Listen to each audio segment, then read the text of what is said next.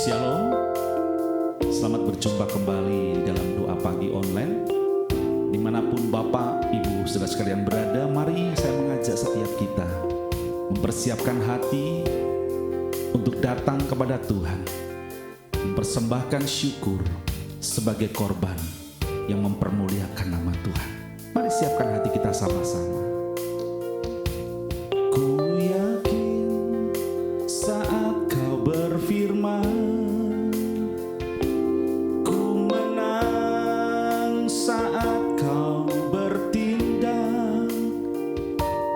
Hidupku hanya ditentukan oleh perkataanmu.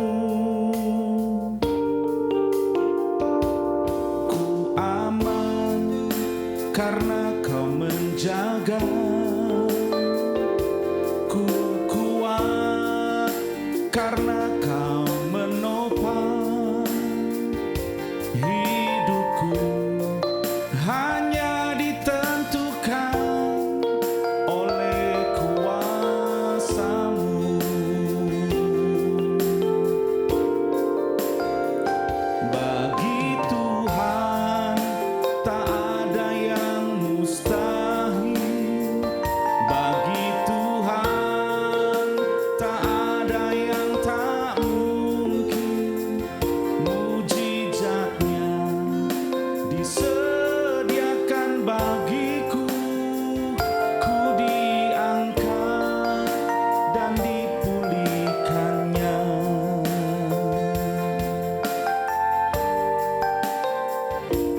Ku yakin saat kau berfirman, ku menang saat kau bertindak. Hidupku hanya ditentukan oleh perkataanmu. Ku aman karena kau menjaga. Ku kuat karena kau menopang. Hidupku hanya ditentukan oleh kuasa-Mu.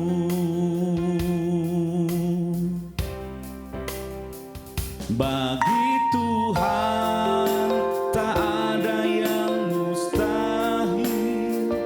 Bagi Tuhan tak ada yang tak mungkin. Mujizatnya disediakan bagiku. Ku diangkat dan dipulihkannya.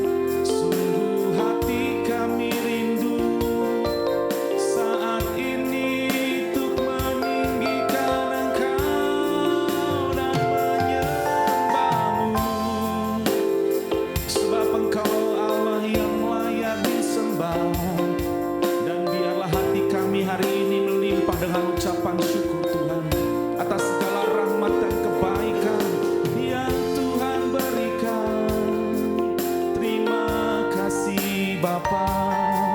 Haleluya. Kau menopang, kau menuntun, kau mengarahkan hidup kami. Di dalam-Mu ada kepastian, sebab firman-Mu ya dan amin Tuhan, dan digenapi dalam hidup kami.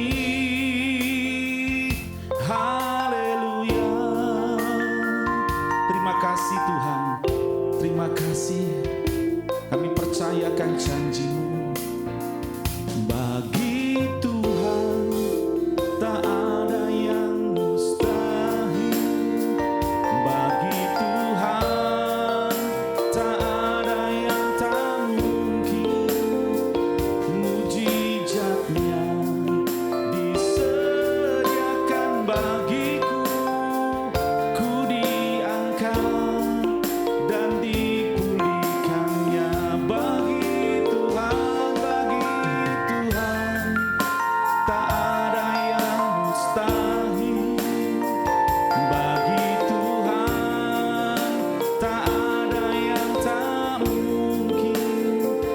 Mujizatnya disediakan bagiku.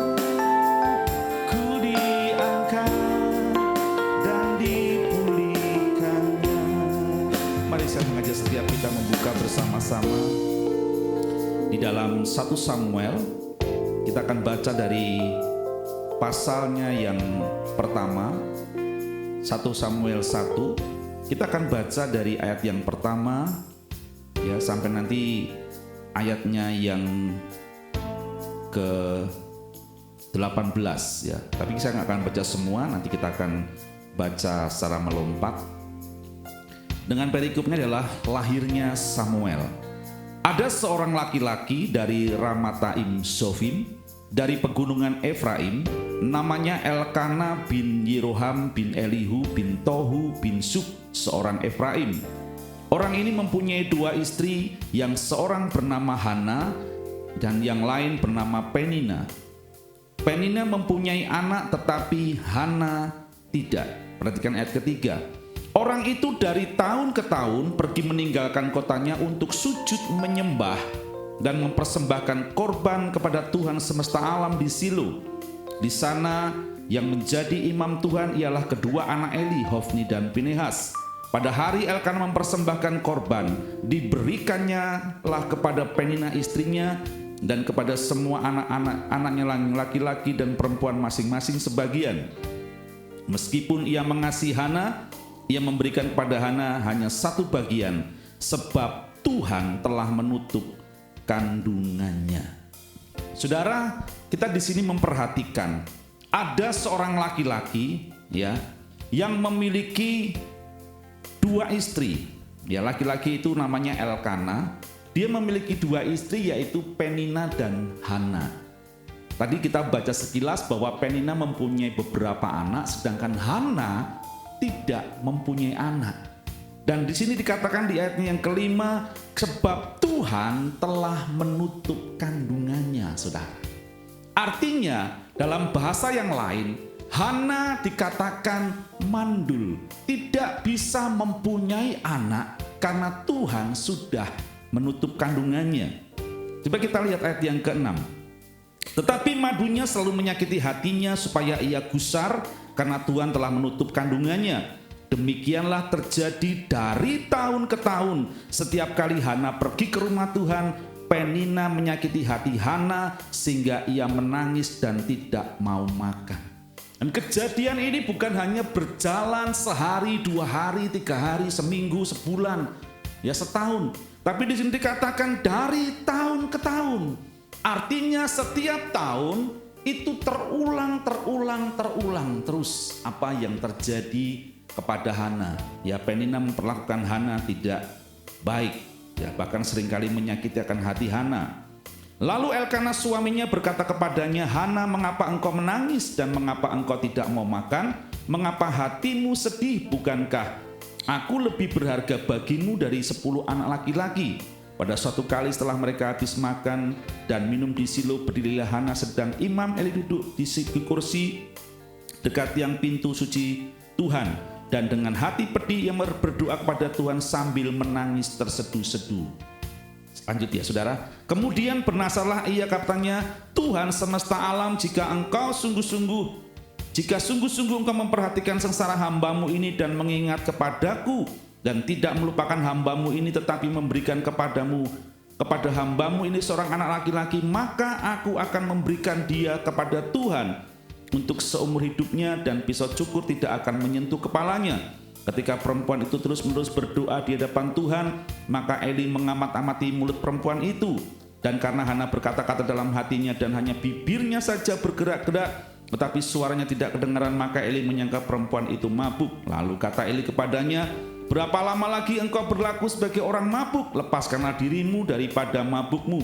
Tetapi Hana menjawab, bukan tuanku, aku seorang perempuan yang sangat bersusah hati. Anggur ataupun minuman yang memabukkan tidak kuminum, melainkan aku mencurahkan isi hatiku di hadapan Tuhan.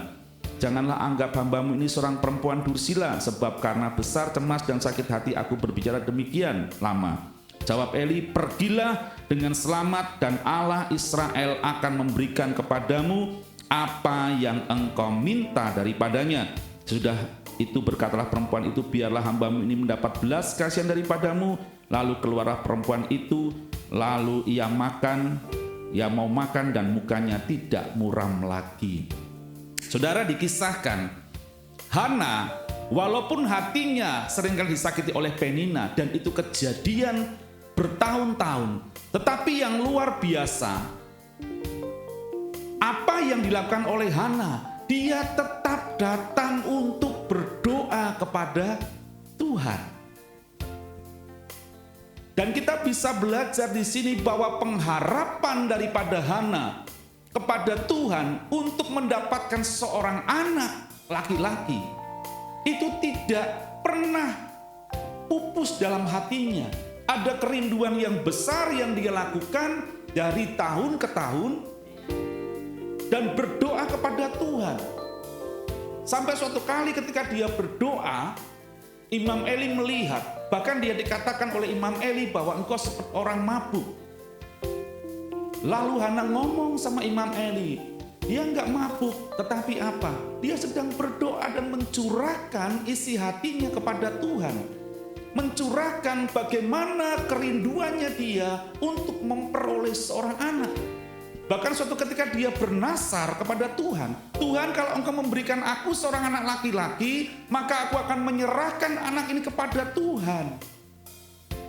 Saudara, saya tahu ya kerinduan seorang ibu ya untuk memiliki anak, dan ketika itu belum diberikan, maka saudara, kerinduan itu akan ditumpahkannya mungkin kepada suaminya. Hana orang yang luar biasa. Walaupun dia mendapatkan perlakuan yang tidak baik dari Penina, dia tetap datang berdoa kepada Tuhan. Kita juga bisa belajar dari sini, saudara. Ya. Dan setelah apa? Setelah dia berdoa, lalu Imam Eli bicara sama Hana, pulanglah karena Tuhan sudah dan akan mendengarkan apa yang engkau mohonkan kepadanya. Apa yang dilakukan oleh Hana? Hana seketika itu juga dia bangkit. Ya, dia bangkit, lalu kemudian dia bangun pagi-pagi. Ya, dikatakan dia juga akhirnya mau makan. Dan mukanya tidak muram lagi. Karena apa, saudara? Begitu janji itu dia terima, dia mengimani bahwa dia akan punya anak. Dibuktikan dari apa? Hatinya tidak muram lagi, wajahnya tidak muram lagi, dan dia mau makan. Lalu keesokan harinya bangunlah mereka itu pagi-pagi lalu sujud menyembah di hadapan Tuhan. Kemudian mereka pulang ke Rama, ke rumahnya di Rama. Ketika Elkanah bersetubuh dengan Hana istrinya, Tuhan ingat kepadanya.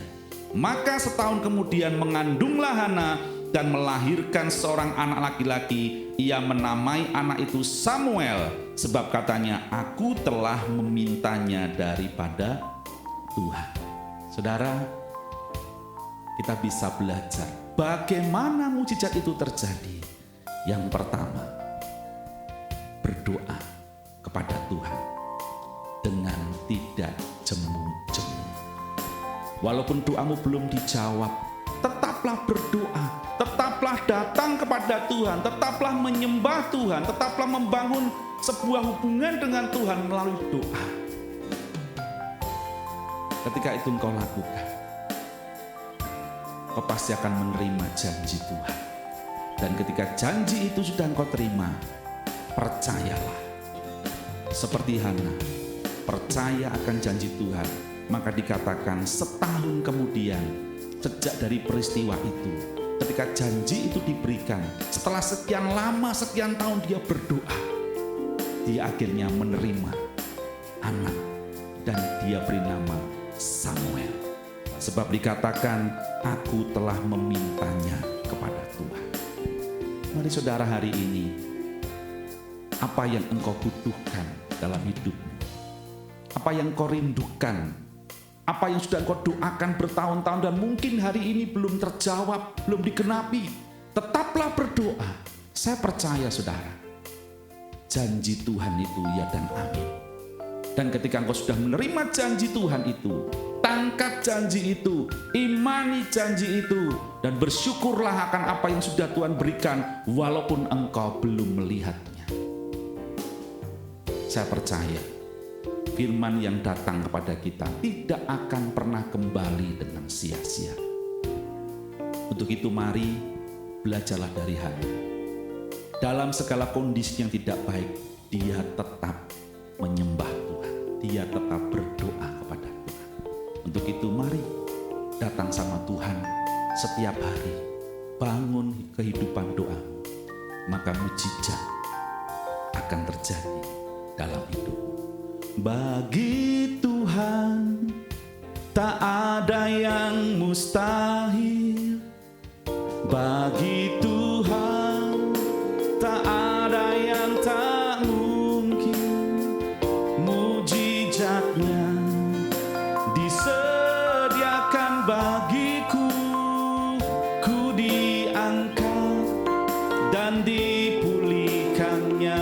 Bagi Tuhan, bagi Tuhan tak ada yang mustahil. Bagi Tuhan tak ada yang tak mungkin. Mujizatnya disediakan bagiku.